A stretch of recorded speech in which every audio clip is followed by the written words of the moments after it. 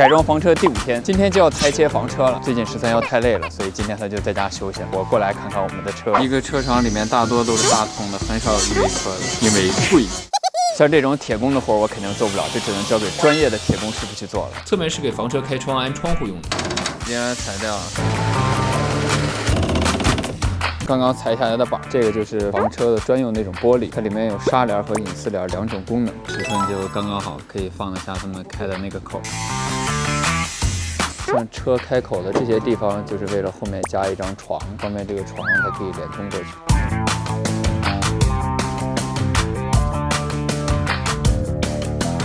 像顶上到时候也会开孔，用来放这个换气扇和空调。后面都已经裁了2个窗口。我们的车在外面干的已经差不多了，现在要开到这个厂子里面去进行后续的工序了。等它再从这里出来的时候，就已经变成一个成熟的房车了。这里相当于它的大学。去吧，孩子，要成为有用的房车，加油，好好改造，重新坐车。改装房车的第6、7、8天。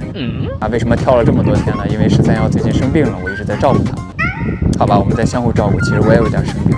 今天我好了一点，就过来看看我们的房车改成什么样子了。我们进去看，我们的车现在是这个样子。目前呢，顶上已经开了3个口，而且都已经弄了金属的骨架，这个骨架特别的结实，主要是为了把空调放上去之后有足够的支撑力啊，因为车开的过程中很颠簸嘛，不至于空调会把上面压坏。后面的2个换气扇也是如此，睡觉的地方会很大，然后厕所的地方就比较小。然后咱这个是什么材质？是这个骨架，电镀的。电镀的。我们那个监控啊，现在已经安上去了，在这里，就是在这个车还没有上木板之前，要把这个4路监控连出来。目前这个线路已经布置完了，这个是220的开关，这个是保险丝的电，这个是4路监控已经安好了，前后左右，2个侧面，一个前面，一个后面。你就这个有行车记录仪？也有行车记录仪啊。这个口呢是电池的散热口，到时候会有电池和散热装置。这个口是外置的淋浴花洒。其实这个房车改装越到后面，我们基本上是插不上什么手的，特别是这种活更做不了。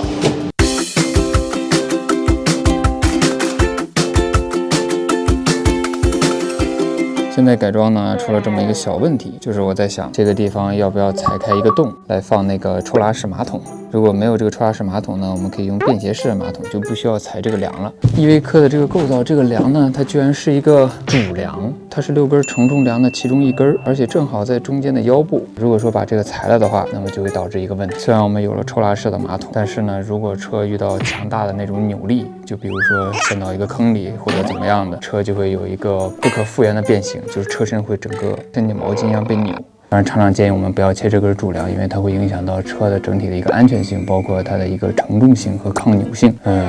让我们今天晚上给回复，然后明早他们决定要不要动这个地方。不过我们想了一下，其实为了安全性考虑，这个梁还是不要切了。那么各位，你们觉得这个梁要不要切？这个梁如果切了，我们就可以安一个非常舒服、非常高级的赛特福德的抽拉式马桶。但是如果不切这个梁，我们可以拥有一个非常安全的车身，但是我们后面就只能用便携式马桶。便携式马桶相比于抽拉式马桶要费劲很多。今天视察结束了，那就这样吧，明天见。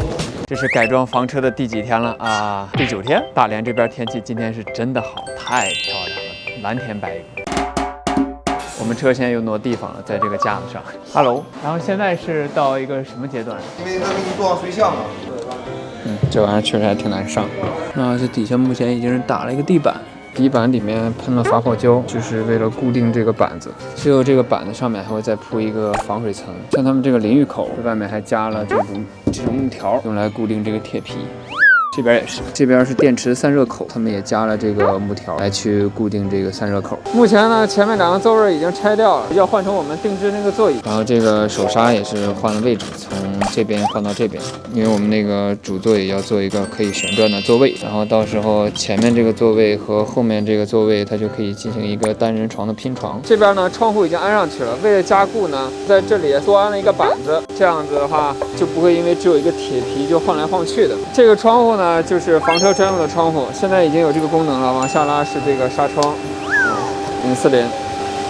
这边呢也做了窗户了，非常的方便。侧面现在也有窗户了，然后轮毂包这块都已经做了一个这种软包。欢乐的歌曲，非常的接地气。感觉几天没来，我们已经跟不上进度，像是之前上数学课，我们刚听了个开头，一走神讲完了。可能等这些水箱、线路、布管之类的走完之后，我们能做一些简单的活，当然也得到很后面了。反正现在就是过来看一看。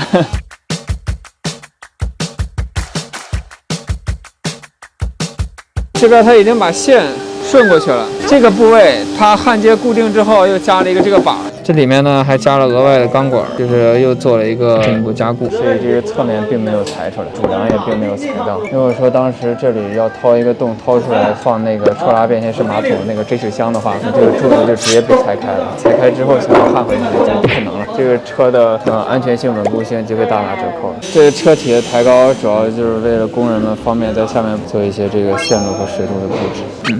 进来看一下。哦，这还挺难进来的啊！这个就是车底下了。目前师傅们在考虑这个水箱安装在这个依维柯的哪里。放在外面有几辆车是他们已经改装完的，除了我那一辆，其他的车也在陆续的改装。这是其他人定制的一个纵床的房车，它的床会在这里，2个单人床，然后这边是厕所，所以它的厕所能稍微大一些。这个也是一个纵床的车，纵床跟横床一样，都是一个很经典的布局。好，那今天就到这里吧，青山不改，绿水长流。